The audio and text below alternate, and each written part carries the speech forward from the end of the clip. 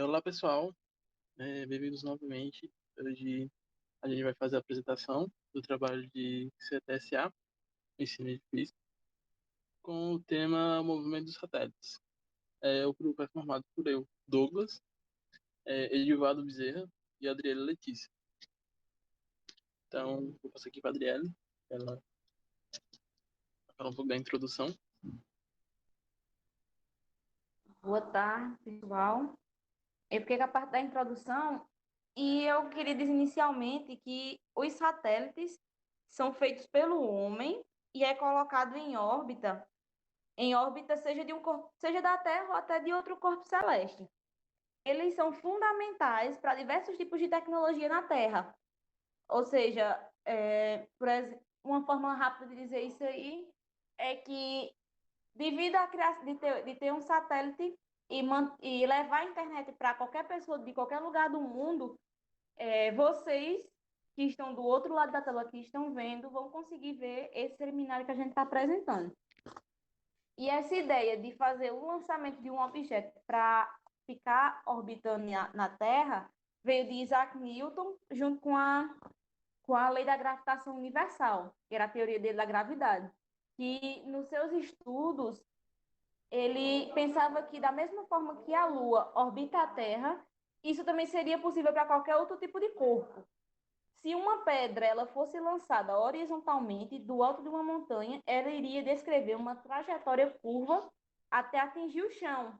Foi isso que ele observou. Então, ele pensou que deveria existir uma força a ser trabalhada que quebrasse essa gravidade para que pudesse ir para a órbita terrestre.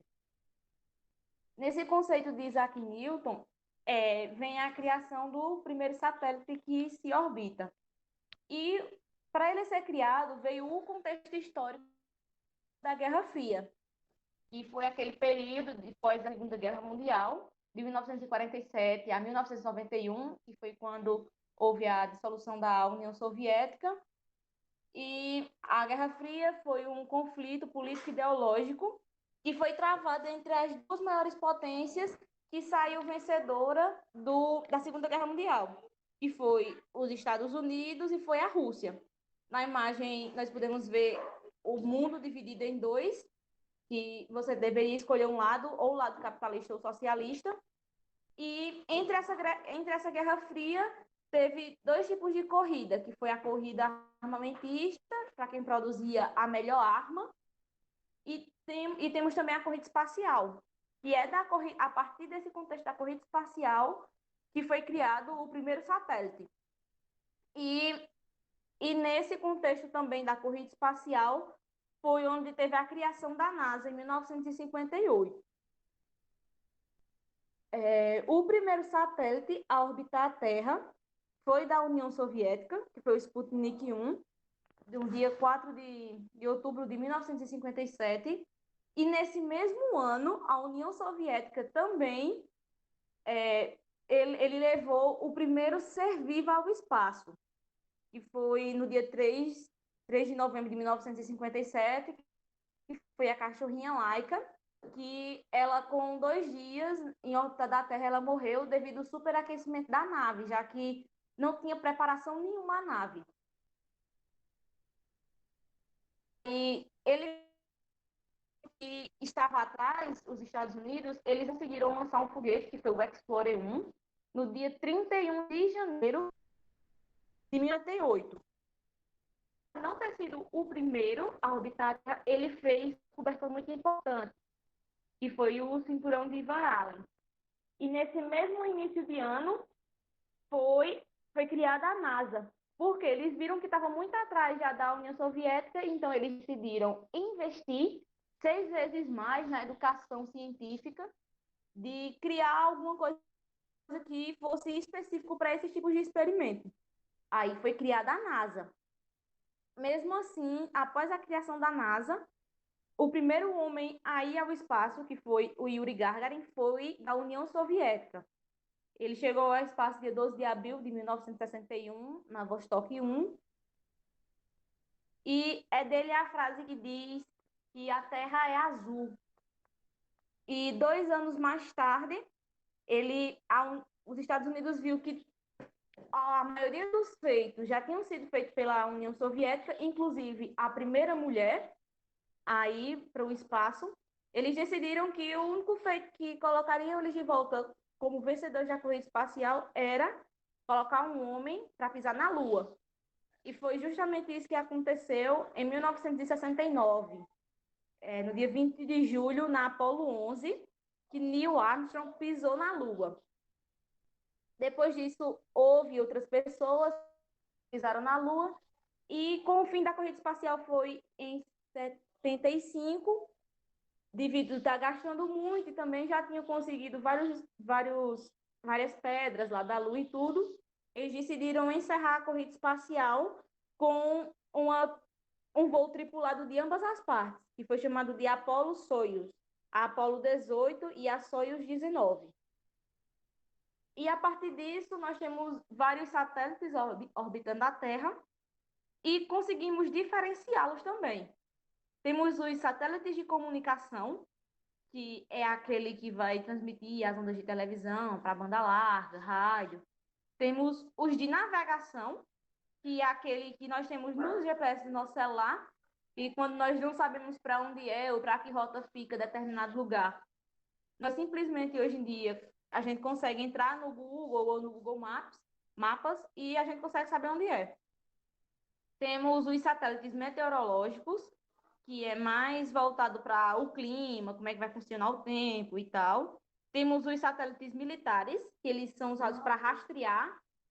Temos os satélites científicos, que é na questão de ver o universo, essas coisas.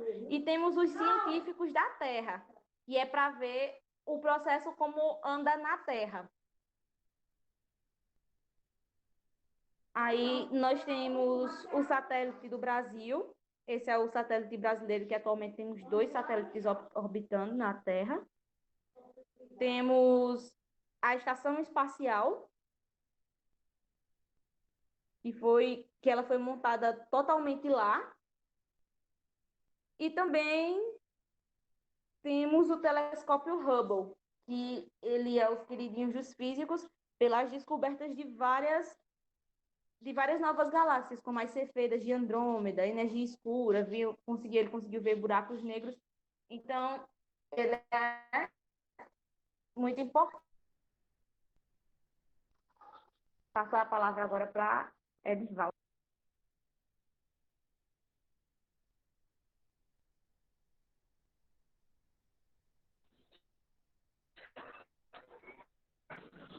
Continue. Me chamo Edvaldo. Vou explicar a física por da utilização satélite. Aqui que eu vou mostrar as equações e tentar de forma de entendê-las e onde são aplicadas e como cada que elas mesmas pedem, pode passar.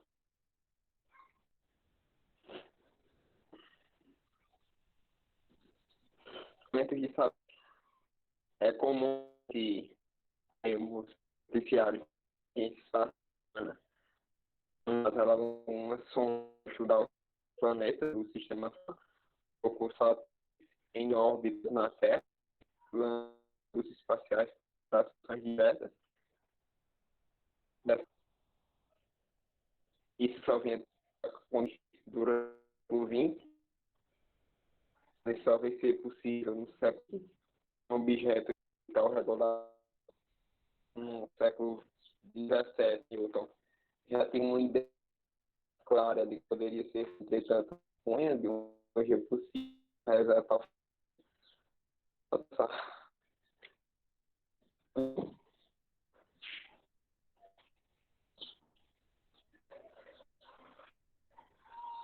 Bom, a expressão é o que nos permite calcular a energia potencial em qualquer nosso planeta, no caso a energia potencial que é igual a G, constante gradual do universo. Você tem uma emissão aqui, são as duas.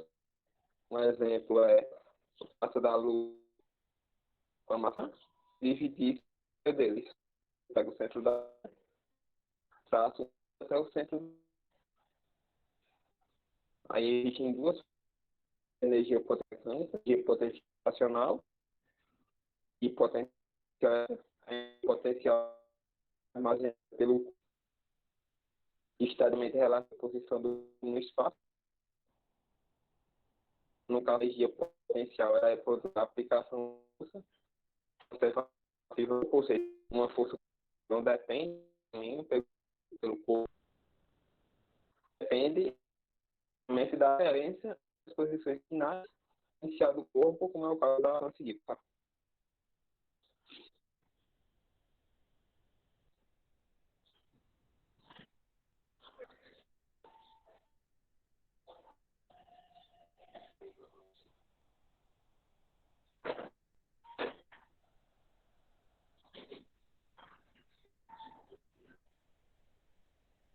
Passou.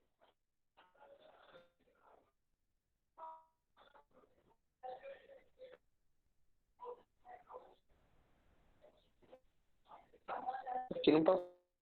Aqui tá bugado.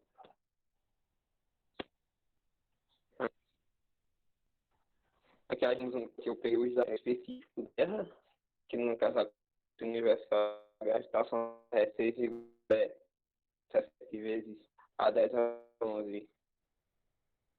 A Terra ela é igual a... Agora sumiu tudo. Para dar pra... Tá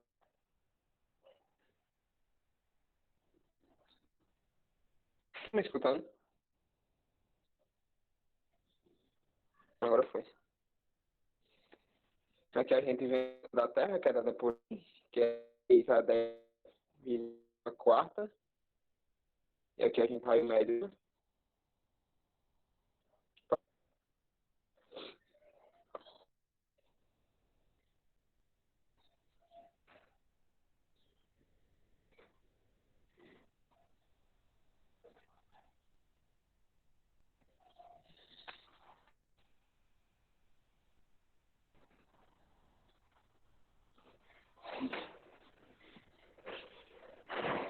Como eu falei no terceiro slide, que, que, a, que no caso a energia potencial, ela não depende da força por reação, não depende do caminho percorrido pelo corpo, ela depende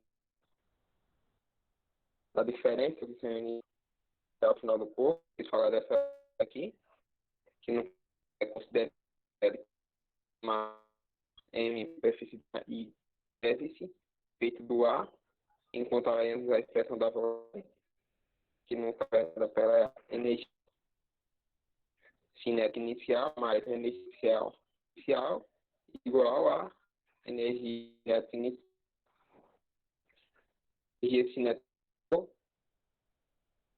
mais a energia potencial. E aqui a gente também a energia cinética, que a energia cinética é uma forma de que um corpo possa de seu movimento.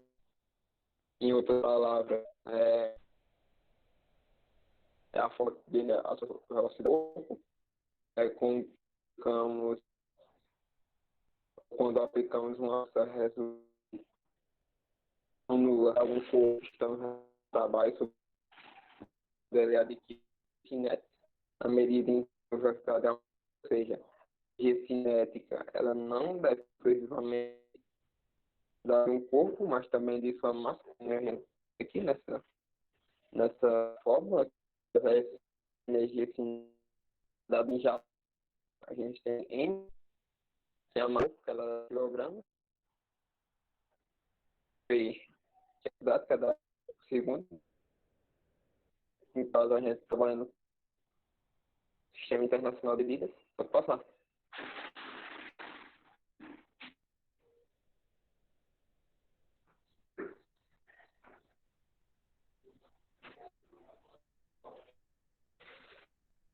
Bom, você que a tese essa técnica é dada dessa forma aqui embaixo, enfim, é a força. É como essa força desempenhará um papel de força sim.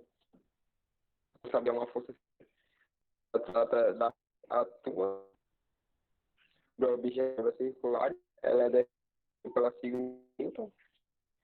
Quando um objeto executa um movimento circular uniforme, de sua velocidade é constante, mas a grandeza sofre ações em sua frente e manterá o satélite em órbita.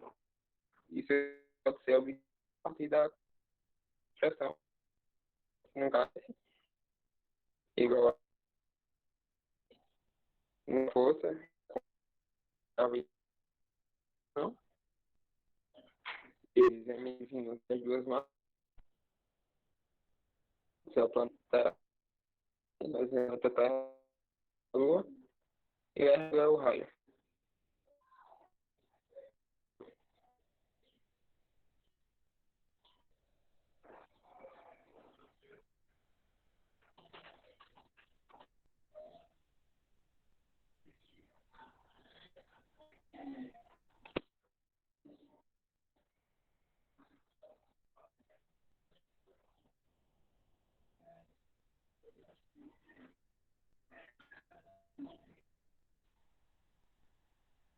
Pode passar.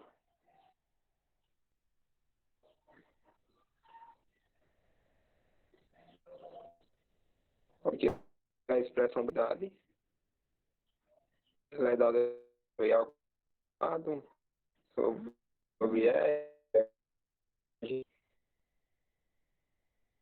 vezes nomezinho, sobre eu já expliquei que era segurança que é divina, essa proposta para objeto que esteja em órbita da Terra, já que ela do meio depende de sua massa, quanto maior o surgimento, menor a velocidade. Equação também é a velocidade, só que de outra forma. E aqui eu vou apresentar a Douglas.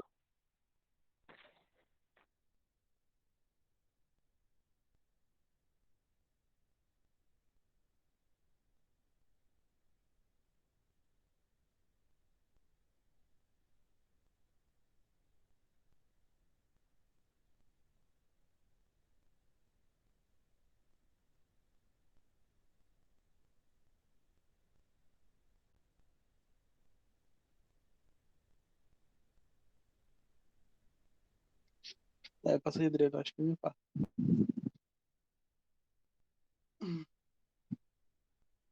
Dando continuidade aqui, pessoal, eu vou falar um pouquinho sobre a importância dos satélites para o uso científico, no meio da sociedade, podemos dizer assim. Os satélites são utilizados em diversas áreas na sociedade, tanto na comunicação, na observação da Terra em si, navegação, ciência, meteorologia, desenvolvimento tecnológico, defesa, exploração espacial e voo tripulado. Hoje em dia, o avanço na tecnologia de satélites permitiu que o ser humano ele conseguisse se comunicar muito mais rápido por via satélite, internet via satélite ou comunicação em si, e também gerou que a gente tivesse um conhecimento tecnológico muito maior, porque assim a gente conseguiu explorar um pouco o espaço, descobrir algumas coisas que a gente não sabia e que hoje em dia está muito mais explicado. Um exemplo em si é a descoberta, a foto do buraco negro, que ficou famoso um tempo atrás, que isso foi só feito pelo avanço que o satélite conseguiu durante esse tempo todo. Também uma pauta que a gente está em alta seria a exploração espacial hoje em dia, que está cada vez é, sendo muito mais explorada, tanto pelos governos como a indústria privada. E também o espaço, futuramente, também vai ser um novo mercado em si. Tanto que um exemplo que eu vou citar aqui é o tal do Elon Musk. Ele, junto com. Ele tem um projeto chamado Starlink, que basicamente seria. Que já está acontecendo no caso também. Que era pegar vários satélites, colocar em torno da Terra e gerar que estivesse em qualquer lugar do mundo você puder ter acesso à internet razoável, mais ou menos uma internet mais ou menos com baixa latência. Essa internet ela seria um pouquinho melhor do que a via rádio e com a latência muito baixa. Isso também só foi possível pelo avanço tecnológico de satélites que a gente tem e também pelo avanço privado em si.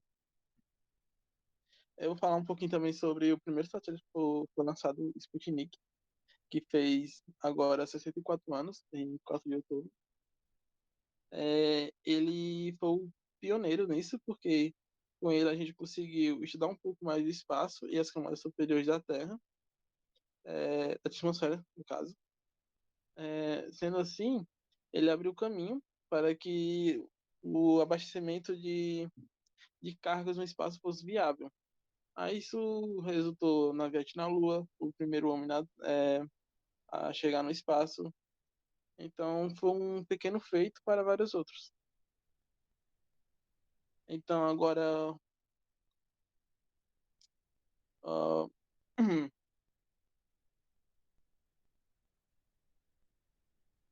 e uma curiosidade que eu trouxe que seria que após o lançamento da Sputnik, é, quase mais de 10 mil satélites já foram lançados desde então.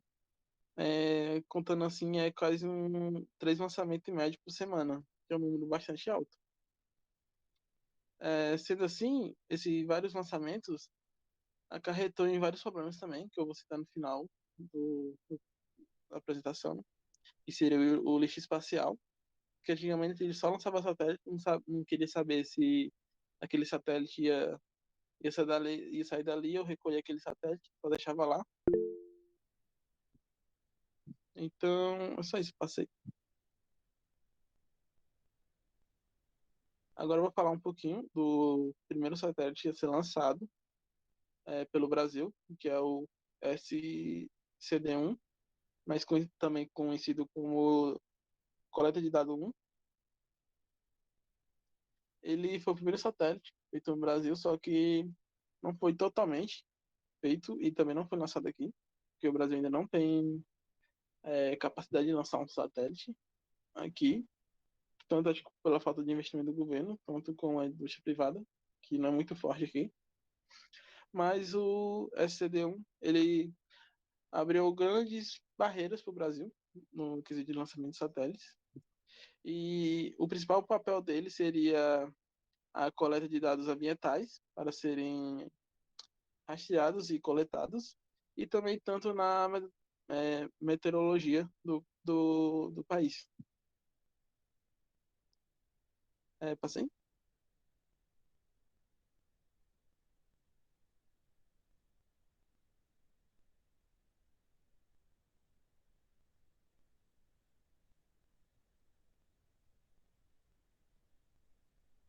Pode passar. Como eu falei do primeiro satélite, vamos falar do último satélite a ser lançado, foi lançado esse ano, que é o Amazônia 1. Ele era para ter lançado em 2020, mas por causa da pandemia teve que adiar o lançamento dela.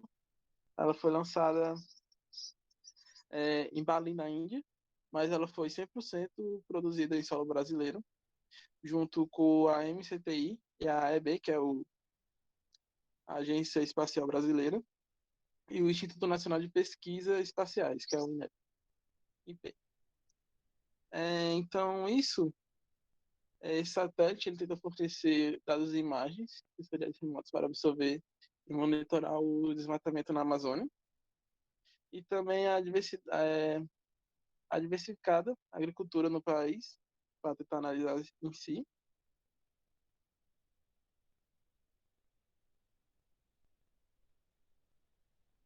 Com esse lançamento, o Brasil consolidou um conhecimento completo no ciclo de desenvolvimento de satélites e ganhou também maturidade nas atividades de integração de testes de satélites.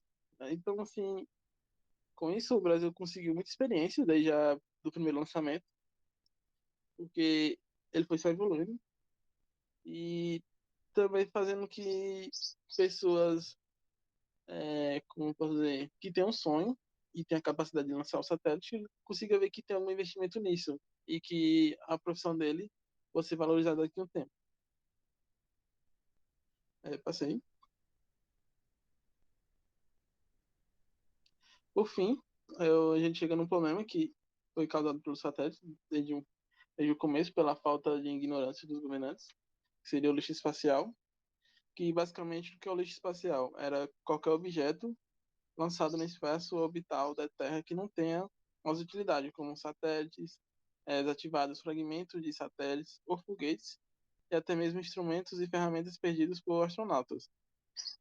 Então, isso foi acarretando durante todo a corrida espacial que teve, e também o restante do, durante o tempo. Porque também qualquer pessoa pode lançar um satélite em si, só que antigamente não tinha essa. Hoje em dia também não tem muita limitação que você possa lançar um satélite, só que você precisa só seguir alguns parâmetros, mas antigamente não tinha. Então, qualquer pessoa que tivesse um dinheiro capacitado podia lançar um. Então, foi gerando isso. O lixo espacial representa um perigo para os satélites ativos, porque pode causar colisão entre o lixo e o satélite, e também pode alterar a movimentação dele. Então, causando assim a queda do satélite, ou propriamente desativando ou destruindo ele. Hoje em dia, tem alguns programas espaciais que tentam recolher esse lixo, só que é muito lixo para uma grande área, e também o espaço limita assim ele, porque é um espaço muito grande e são pequenos objetos também. Não existe só grandes objetos, a maioria é pequena. Então, passa agora para falar das questões. Como vai ser que eu não leio uma, não?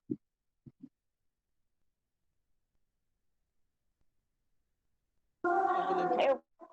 Eu dou uma lidinha na primeira e vai passando. Como eu falei no começo, é, é justamente a resposta dessa primeira questão. Os satélites são importantes para a sociedade? Sim.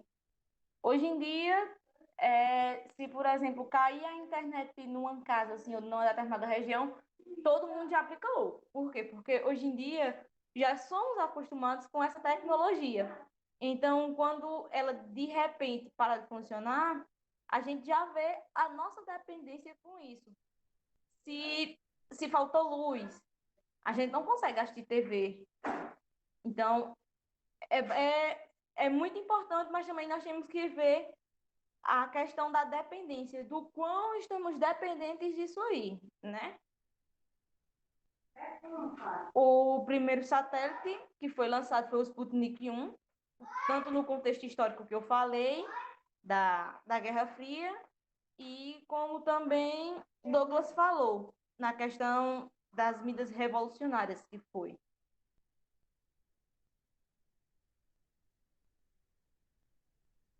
Ele pode ser ler a terceira aí?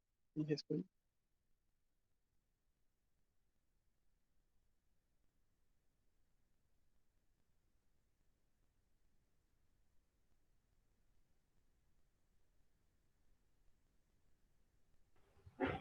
Para responder esse segundo,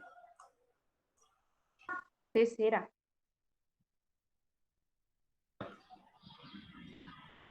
aí o que a física tem a ver com os lançamentos de satélites as pessoas também podem perguntar aqui, aí a gente responde isso também sobre as grandezas que estão relacionadas de um lançamento de satélite. Basicamente, das equações que eu expliquei, acho que foi um bocadinho, nessas equações tinha uma igualdade, que era m, que era a massa do satélite, e r, que era o raio da órbita do satélite, g é a constante da gravitação universal, m é a massa da Terra, no caso é o mzão, que é a massa da Terra. Podemos concluir que a velocidade de lançamento de um satélite depende da constante de gravitação universal, que no caso é o g, que é igual a 6,7, mostrei na tabela. Tinha no terceiro slide, se não me engano, era o terceiro ou era o quarto slide, que eu mostrei a tabela que mostrou a constante universal da gravitação universal, era 6,7.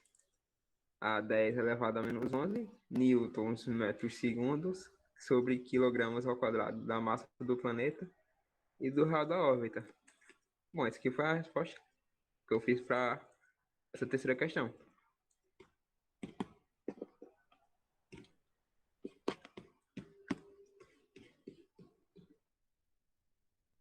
A quarta questão fala assim, porque o lixo espacial pode afetar o movimento dos satélites. Como eu expliquei, o lixo espacial ele pode danificar tanto os satélites ou alterar a sua órbita na Terra, e assim fazendo que ele ou fique desativado ou é destruído. Então é muito importante a gente ressaltar isso, porque eu nem sabia praticamente que existia lixo espacial antes do trabalho. No trabalho passado, quer dizer, eu falei um pouquinho também, acho que do lixo espacial. Então,